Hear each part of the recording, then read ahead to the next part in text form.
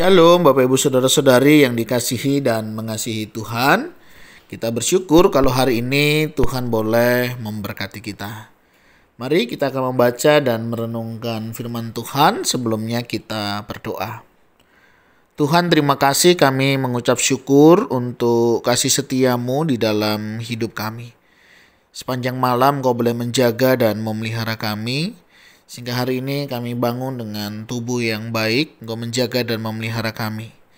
Sebentar kami akan membaca dan merenungkan firman-Mu. Berfirmanlah dan biarlah kami mengerti apa yang menjadi kehendak-Mu di dalam hidup kami. Kami berdoa dalam nama Tuhan Yesus Kristus. Haleluya. Amin. Ayat firman Tuhan hari ini terambil dari Injil Markus. Injil Markus pasal yang ke-14 ayat yang ke-10 hingga ayatnya yang ke-11. Yudas mengkhianati Yesus. Lalu pergilah Yudas Iskariot, salah seorang dari ke-12 murid itu, kepada imam-imam kepala dengan maksud untuk menyerahkan Yesus kepada mereka. Mereka sangat gembira waktu mendengarnya, dan mereka berjanji akan memberikan uang kepadanya. Kemudian ia mencari kesempatan yang baik untuk menyerahkan Yesus. Amin. Demikianlah firman Tuhan. Mari kita merenungkannya. Bapak Ibu Saudara-saudari yang dikasihi dan mengasihi Tuhan, pernahkah kita mengalami pengkhianatan? Entah kita yang berkhianat atau kita yang dikhianati. Ketika kita dikhianati, tentu ada rasa yang tidak nyaman di dalam relasi kita. Tentunya hal ini juga bisa merusak sebuah hubungan. Misalnya suami dan istri. Ketika pengkhianatan di dalam pernikahan itu terjadi, tidak heran konflik pun akan terjadi. Begitu juga di dalam persahabatan. Tidak menutup kemungkinan pengkhianatan juga bisa terjadi. Terlebih di dalam dunia kerja. Hal ini juga sangat sering terjadi. Ketika seseorang sudah diberikan kepercayaan, tetapi mereka tidak bisa menjaga kepercayaan itu dengan baik.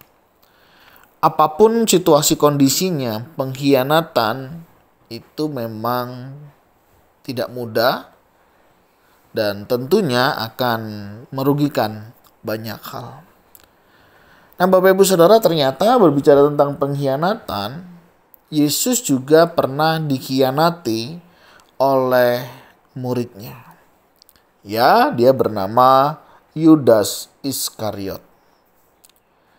Memang tidak begitu jelas kenapa Yudas mengkhianati Yesus. Ada yang mengatakan karena kekecewaan, di mana Yudas memiliki sebuah harapan Yesus nanti akan menjadi pemimpin politik. Paling tidak dia akan menempati posisi-posisi tertentu. Tapi sampai satu titik mungkin dia sudah menunggu begitu ya. Hal itu tidak terjadi. Dan bahkan Yesus lebih banyak membicarakan tentang kerajaan surga. Tentunya di luar harapannya. Ada beberapa penafsir juga yang lainnya mengatakan karena Yudas memang tidak lagi sepakat dengan visi misi daripada Tuhan di dalam pelayanan.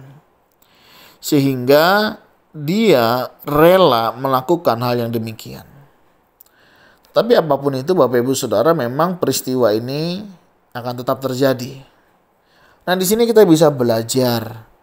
Kalaupun kita kecewa, kalaupun kita tidak suka, kalaupun ada ketidaksetujuan atau ketidaksepakatan kita, ya jangan pula untuk kita berkhianat.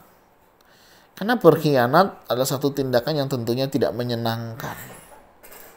Kalaupun kita kecewa, marah, dan lain sebagainya, paling tidak seharusnya kita bisa saling untuk membicarakan. Sehingga hal-hal yang menyakitkan, yang merugikan tidak harus terjadi. Toh segala sesuatu kan bisa dibicarakan. Nah, pelajaran apa yang kita bisa pelajari? Yang pertama, jangan pernah berkhianat.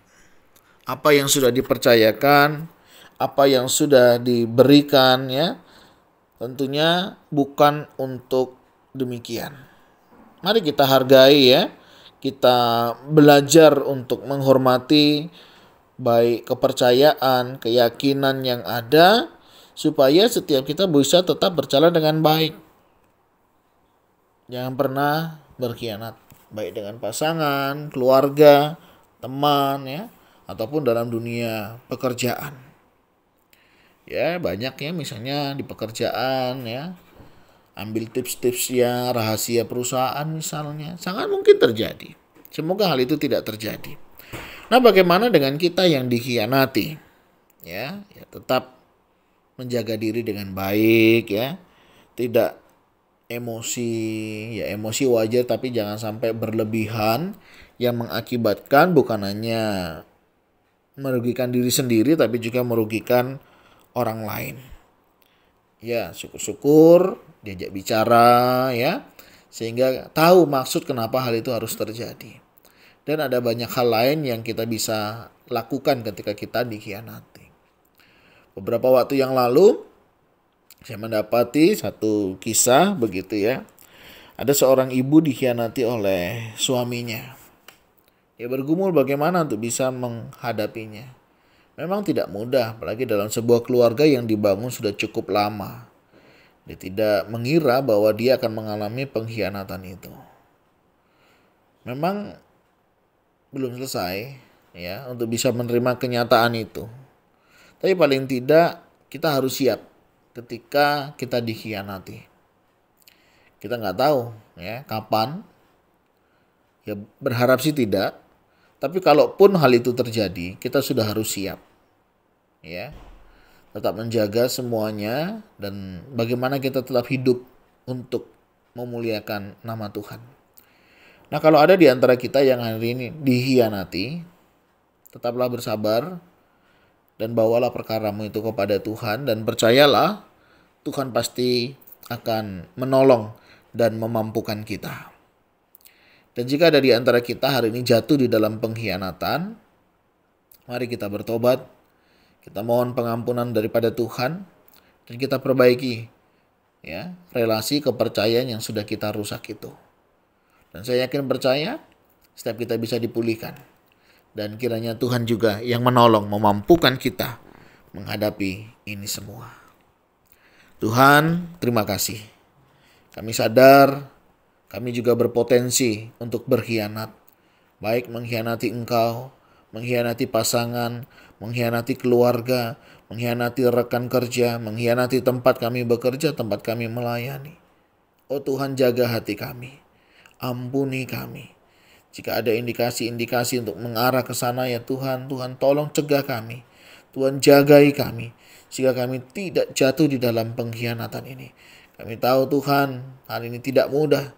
Tapi kami percaya Engkau yang akan menolong dan memampukan setiap kami untuk kami bisa menjalani dan melewatinya. Berkati setiap kami ya Tuhan. Dan kami juga berdoa jika ada korban-korban pengkhianatan. Kami juga mau berdoa, Tuhan kuatkan teguhkan iman mereka. Sehingga mereka boleh melihat kasih dan kemurahan Tuhan yang menopang mereka dan tidak pernah meninggalkan mereka. Tuhan, ini doa seru kami yang kami naikkan di dalam nama Tuhan Yesus Kristus. Dan juga berdoa Tuhan untuk saudara-saudara kami yang sedang mengalami kelemahan tubuh. Berkati mereka, kuatkan, hiburkan mereka. Sehingga mereka juga boleh menerima kekuatan pemulihan, kesembuhan yang hanya daripada Tuhan saja. Terima kasih ya Tuhan, terima kasih. Kami serahkan untuk saudara-saudara kami yang sedang terbaring karena sakit. Berkati juga mereka yang sedang mengalami pergumulan, masalah. Dan kiranya Tuhan yang memampukan mereka untuk bisa menyingkapi satu persatu. Dan Engkaulah yang akan memberkatinya. Terima kasih Tuhan, terima kasih. Kami serahkan hidup kami selanjutnya ke dalam tangan-Mu. Kiranya Engkau boleh menolong dan memampukan kami untuk kami boleh melakukan yang terbaik. Kami berdoa untuk kehidupan kami sepanjang hari ini. Jaga hati kami, biarlah setiap kami boleh senantiasa memuji, memuliakan nama-Mu. Kami berdoa ya Tuhan di dalam nama Tuhan Yesus Kristus. Haleluya. Amin. Bapak Ibu Saudara, demikianlah renungan kita hari ini. Kiranya Tuhan Yesus menolong dan memberkati setiap kita. Shalom.